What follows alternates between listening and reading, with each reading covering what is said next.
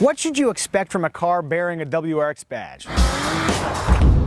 Well, it should have all-wheel drive, it should be reasonably powerful, it should be fun when the mood strikes, but it should also be able to function as normal transportation, and it shouldn't be too expensive. In essence, it's a performance car that you can justify buying. So, with all of that in mind, how does the latest rendition function in that role?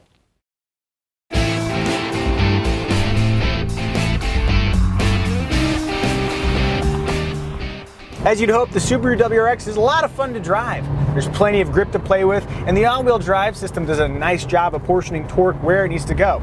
And just to make sure you stay pointed in the direction you want to aim, it'll selectively brake the inside tire, minimizing understeer. Technology. Yay! The Subaru WRX is a very capable car, but perhaps more important than at-the-limit handling is what the car tells you through this thing. In that regard, the electromechanical steering is really nice. There's good efforts, not too heavy, not too light, and you do get a sense of what the front tires are doing, which really comes in handy when you're doing things like steer. Somewhat less delightful is the way that the engine develops its power. Modern turbocharged cars have gotten really good at hiding the fact that they have a turbocharger by delivering good power really low in the RPM range and then developing it smoothly as you increase revs. The WRX is not one of those cars. Push down the throttle just a little bit and not much happens until right about 4,000 RPM, and then the power kicks in a little bit abruptly, which makes it hard to drive around at normal street speeds. I mean, that's not really a problem if you drive everywhere at full throttle, but do you drive everywhere at full throttle? If you do, Vin Diesel, we're looking in your direction, there's 268 untamed horses under the hood just waiting to be exploited. Step up from the WRX's 2-liter flat 4-cylinder to the STI's 2.5-liter unit, and that number rises to a stout, if not quite silky, 305 horsepower.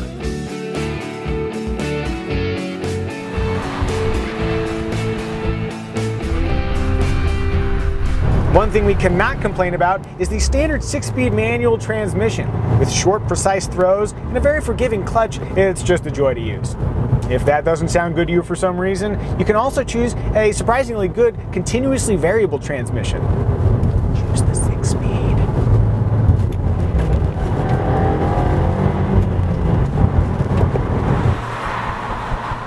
Despite its elevated handling, the WRX rides pretty well. I mean, it's not Lincoln soft. You will feel some little chatter over like minor road imperfections, but overall, you won't hate your commute just because you want to go have some driving fun on the weekends.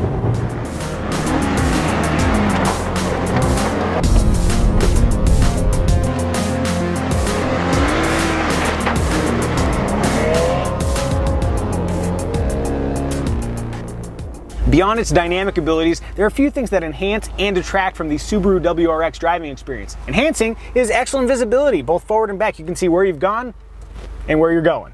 Also, the seats, quite comfortable, supportive. They'll make great partners no matter how you plan to drive your car. Less helpful is the center armrest that's a little bit too low to really make good use of. And if you look up here in the driver information display, that's where the backup camera shows up. It's a really small screen and it's pretty far from the driver, making it less than useful. Not useful, but not really useful. Marginally useful. Elsewhere, soft materials on the dash and door panels, a good-sized 12 cubic foot trunk, and decently roomy interior dimensions make for a pleasant cabin environment.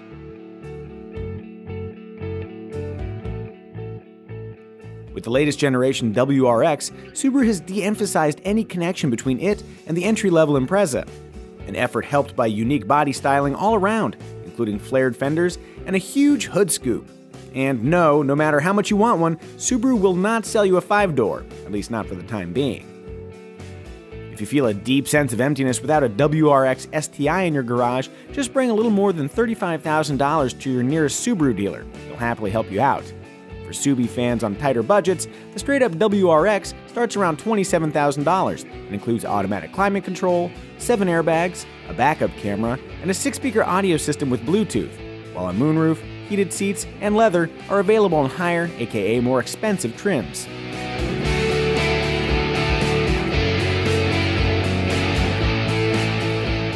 If you're thinking about buying a WRX, what else should you consider?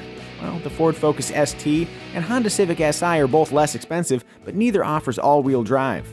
Volkswagen Golf R does include all-wheel drive, but its starting price is more than $10,000 higher than the WRX's. From the standpoint of driving fun, the rear-drive Subaru BRZ and Scion FRS twins are definitely worth a look, though they completely lack the WRX's pragmatic qualities. Oh, and we would mention the Mitsubishi Evolution, but depending on when you're watching this, it may not exist anymore. Bottom line, considering its price, refinement, strong resale values, general sportiness, and standard all-wheel drive, the Subaru WRX basically operates in a category of one.